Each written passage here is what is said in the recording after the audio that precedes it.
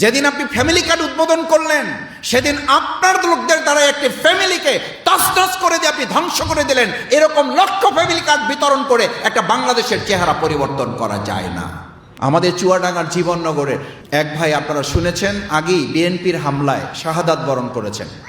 আজকে যে ভাই মুমূর্ষু অবস্থায় ছিলেন, সেই দিনই আমিরে জামাত দেখতে গিয়েছিলেন আমাদেরকে নিয়ে। ডাক্তার তখনই বলেছিল তিনি জীবন মৃত্যুর সন্ধিক্ষণে আছেন। আজকে 12টায় তার দরবারে তিনি তাকে নিয়ে গেছেন, শহীদ হয়েছেন। আমরা এমন একটা দেশে বাস করি, এটা বলতে আমার লজ্জা হয়। যেদিন আপনি ফ্যামিলি কার্ড উদ্বোধন করলেন, সেদিন আপনার লোকদের দ্বারা একটি ফ্যামিলিকে তছনছ করে দিয়ে আপনি ধ্বংস করে দিলেন। এরকম লক্ষ ফ্যামিলি কার্ড বিতরণ করে একটা বাংলাদেশের চেহারা পরিবর্তন করা যায় না। এগুলোর দিকে আমাদের নজর দিতে হবে যারা আল্লাহকে ভয় করেন। পুরো রমজানকে বলা হতো সওয়াবের বসন্ত। আল্লাহ রসুল সাল্লাল্লাহু আলাইহি সাল্লাম এই রমজানে একটি বিশেষ দোয়া করতেন। সেই দোয়াটি ছিল আল্লাহুম্মা আনতা জাআলাল কুরআনা রবিআ কলবি। আমরা বসন্ত খুঁজি ফুলের মধ্যে, আমরা বসন্ত খুঁজি ঋতুর মধ্যে, আমরা বসন্ত খুঁজি কালের মধ্যে, আমরা বসন্ত খুঁজি বাগানের মধ্যে, আমরা বসন্ত খুঁজি প্রকৃতির মধ্যে। আল্লাহ রসুল সাল্লাল্লাহু আলাইহি সাল্লাম বসন্ত খুঁজেছেন মহাগ্রন্থ আল কোরআনের মধ্যে। আল্লাহুম্মা আনতা জাআলাল কুরআনা রবিআ কলবি। আল্লাহ, এই পবিত্র মহাগ্রন্থ আল কোরআনকে আমার অন্তরের বসন্ত বানিয়ে দিন। এই বসন্ত যে রমাদান সওয়াবের বসন্ত যে কালকে বলা হয়েছে, সেই বসন্তেরও শেষ দশক হচ্ছে আল্লাহ তাআলার কাছে অধিকতর পছন্দের প্রিয়নবী মুহাম্মদুর রাসূলুল্লাহ সাল্লাল্লাহু আলাইহি ওয়াসাল্লাম এই 10 দিনকে আলাদাভাবে তার পরিবার পরিজন, তার যারা সঙ্গী সাথী ছিলেন, সাহাবায়ে কেরাম ছিলেন, তাদেরকে কোমরে কাপড় বেঁধে আমল করার জন্য নেমে যেতে বলতেন। আমাদের চিত্রটা কিন্তু ভিন্ন। আমরা কাজের জন্য বেরিয়ে পড়ি, বাজারের জন্য বেরিয়ে পড়ি, শপিংয়ের জন্য বেরিয়ে পড়ি, ঈদ আয়োজন বাস্তবায়ন করার জন্য আমরা বেরিয়ে পড়ি। বলা যায় সারা বছরের মধ্যে সবচেয়ে ব্যস্ততম দুনিয়ার দৃষ্টিতে যে সময়, সেটি হচ্ছে বছরের এই 10 দিন। অথচ রসুল সাল্লাল্লাহু আলাইহি সাল্লাম বলেছেন এটা হচ্ছে সওয়াবের বসন্ত, আমল করার সবচেয়ে সেরা 10 দিন। সম্মানিত রোজাদার ভাই বোনেরা, প্রিয়নবী মুহাম্মদুর রাসূলুল্লাহ সাল্লাল্লাহু আলাইহি সাল্লাম এই 10 দিনে কদর খুঁজতে বলেছেন। কদর মানুষকে সম্মানিত করে, জাতিকে, দেশকে, সমাজকে, পরিবারকে, রাষ্ট্রকে সম্মানিত করে।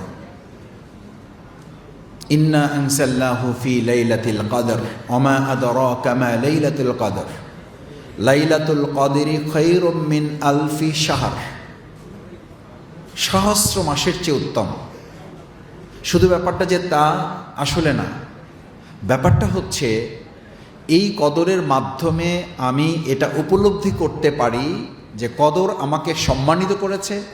এখন এই সমাজ রাষ্ট্রকে কোরআনের মাধ্যমে সম্মানিত করার দায়িত্ব আমাকে অর্জন করতে হবে। আল্লামা ইকবাল এজন্য বলতেন পুরো রমজান দুভাগে বিভক্ত, রহবানাল লাইল ফুরসানান নাহার। রাত্রিবেলা দরবেশগিরি করো, দিনের বেলা সৈনিকগিরির জন্য প্রস্তুতি গ্রহণ করো। দুটো ভাগে বিভক্ত পুরো রমজান। দিনের বেলা দরবেশগিরি, রাত্রিবেলা দরবেশগিরি, দিনের বেলা সৈনিকগিরি, রহবানাল লাইল। আর দিনের বেলা ফুরসানান নাহার। দুটো ভাগ করে দেওয়া হয়েছে এবং দুটো ভাগে প্রশিক্ষণ। প্রশিক্ষণটা হচ্ছে এরকম, আমরা তো প্রশিক্ষণ সম্পর্কে জানি, প্রশিক্ষণ যত কঠিন হবে যুদ্ধটা তত সহজ হবে। এবং সেই যুদ্ধের জন্য রাসূল সাল্লাল্লাহু আলাইহি সাল্লাম এই রমাদানকে বলেছেন আস-সাওমু জুন্নাতুন। আস-সাওমু জুন্নাতুন, রমাদান হচ্ছে তোমাদের জন্য ঢাল স্বরূপ। এটা একটা হাতিয়ার, এটা একটা মাধ্যম যা রমাদানে তোমাদেরকে দান করা হয় আগামী 11 মাস পরিচালনার জন্য।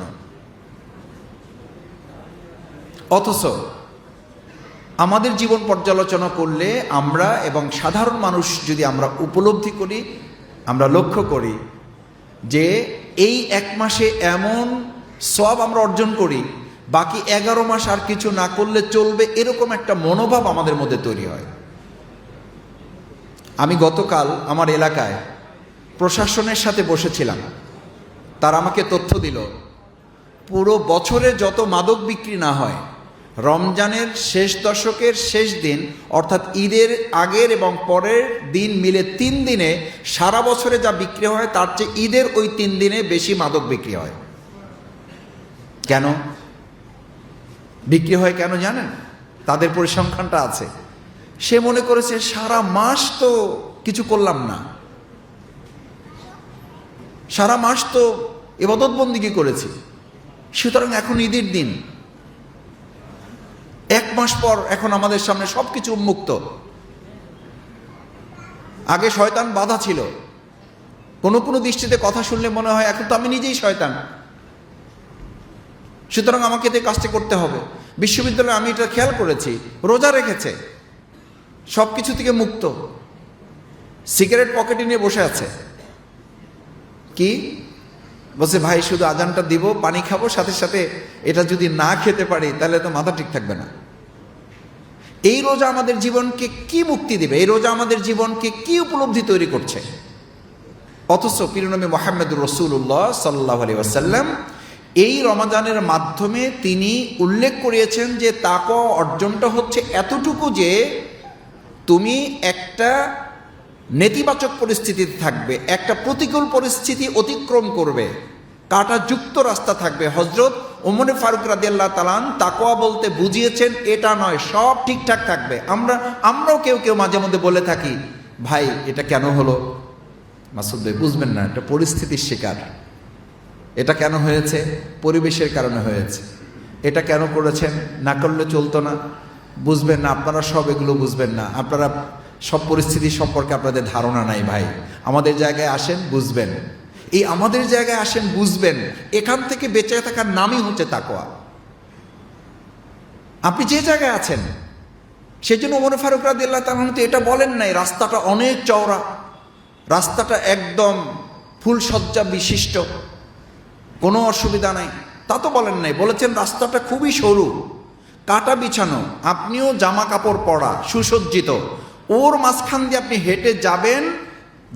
আপনি আবার এটা বললে হবে না, এখন আমাদের আবার কথা আছে, ঝামেলার মধ্যে আমি নেই। তো ওমর রাদিয়াল্লাহু তাআলা তো বলতে পারতেন কাঁটাযুক্ত রাস্তা, সরু, দরকার কি?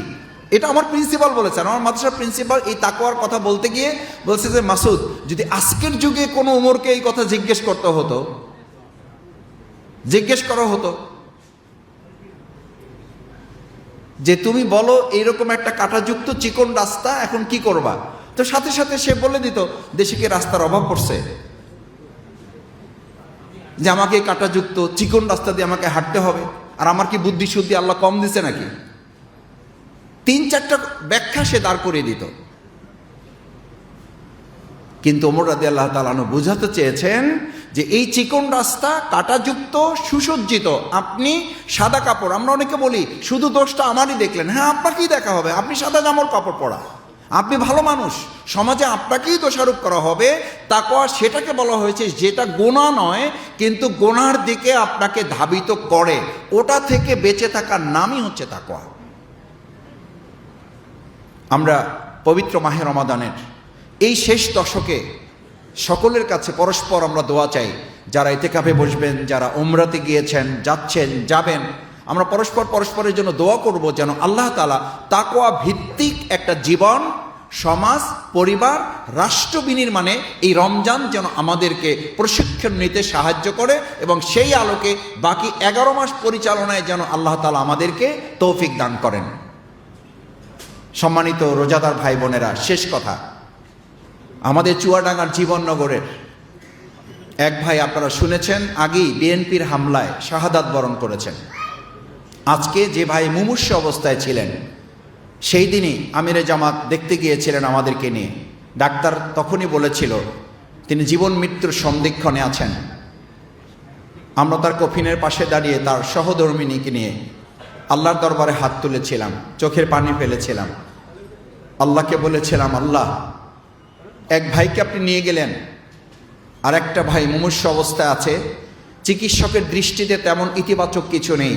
শুধু আপনিই কেবল চাইলে পারেন তাকে তার পরিবারের কাছে তার দুটো সন্তান 8 বছর আর 4 বা 3 বছরের দুটো সন্তান তার আছে, তার বৃদ্ধা মা আছে, আল্লাহ তাকে চাইলে আপনি ফিরিয়ে দিতে পারেন। আল্লাহ সুবহানাহু ওয়া তাআলার পরীক্ষা, তাকে আল্লাহ তাআলা আজকে 12টায় তার দরবারে তিনি তাকে নিয়ে গেছেন, শহীদ হয়েছেন। তার জানাজা ছিল, মাওলানা আব্দুল হালিম ভাই এসেছেন, তিনি ইমামতি করেছেন। ভাইয়েরা, আমরা এমন একটা দেশে বাস করি, এটা বলতে আমার লজ্জা হয়, যখন আমরা ফ্যামিলি কার্ড বিতরণ করছি তখন আমরাই সেই লোকেরা তার দলের লোকদের দ্বারা ফ্যামিলিগুলোকে নিঃস্ব ভেঙে চুরে খান খান করে দেওয়ার ব্যবস্থাও তারাই করে দিচ্ছেন। এটা দুর্ভাগ্যজনক। যেদিন আপনি ফ্যামিলি কার্ড উদ্বোধন করলেন সেদিন আপনার লোকদের দ্বারা একটি ফ্যামিলিকে তছনছ করে দিয়ে আপনি ধ্বংস করে দিলেন। এরকম লক্ষ ফ্যামিলি কার্ড বিতরণ করে একটা বাংলাদেশের চেহারা পরিবর্তন করা যায় না। এগুলোর দিকে আমাদের নজর দিতে হবে, যারা আল্লাহকে ভয় করেন, যাদের এই রোজার মাধ্যমে এটা মনে করেন যে শুধুমাত্র আল্লাহর জন্যই আমি রোজা রাখি, আল্লাহ দেখেন সেই কারণে আমি পানি পান করি না, আর কেউ দেখেন না। পৃথিবীর কোনো গোয়েন্দা সংস্থা একজন রোজাদারকে পাহারা দিতে হয় না। এই ভয় যদি একজন রোজাদারের মধ্যে তৈরি হয়, নাগরিক যদি এরকম গড়ে ওঠে, তাহলে সেই দেশে অন্যায়ভাবে হত্যা করা, চাঁদাবাজি করা, দুর্নীতি করা, এরপরে দখলদারিত্ব করা, অন্যায় প্রভাব বিস্তার করা, আমরা আশা করি আমাদের সেরকম একটা তাকওয়াভিত্তিক সমাজ বিনির্মাণ করতে আমরা সক্ষম হব। বিশেষভাবে আজকে এখানে আপনারা যারা এসেছেন, আপনারা মানুষের জন্য মানবিক চিকিৎসক হিসাবে নিজেরা যে ভূমিকা পালন করছেন, সেই ভূমিকার জগৎ থেকে যদি মানবিক একটা রাষ্ট্র বিনির্মাণের যে ঘোষণা আমিরে জামাত ডক্টর শফিকুর রহমান আমাদের সামনে তুলে ধরেছেন, সেই স্বপ্ন আমি বিশ্বাস করি 2026-এর 12ই ফেব্রুয়ারি নির্বাচনের মধ্য দিয়ে একটা ধাপে আমরা উন্নীত হয়েছি। ইনশাআল্লাহ আপনারাই সেই ধাপকে আগামী দিনে সামনে মানুষের জন্য একটা মানবিক এবং কল্যাণ রাষ্ট্র বিনির্মাণে ভূমিকা পালন করার জন্য অগ্রণী হয়ে, অগ্রপথিক হয়ে, পাইওনিয়ারশিপ নিয়ে আপনারা কাজ করলেই কেবল সেই দিকে আমরা এগিয়ে যেতে পারবো।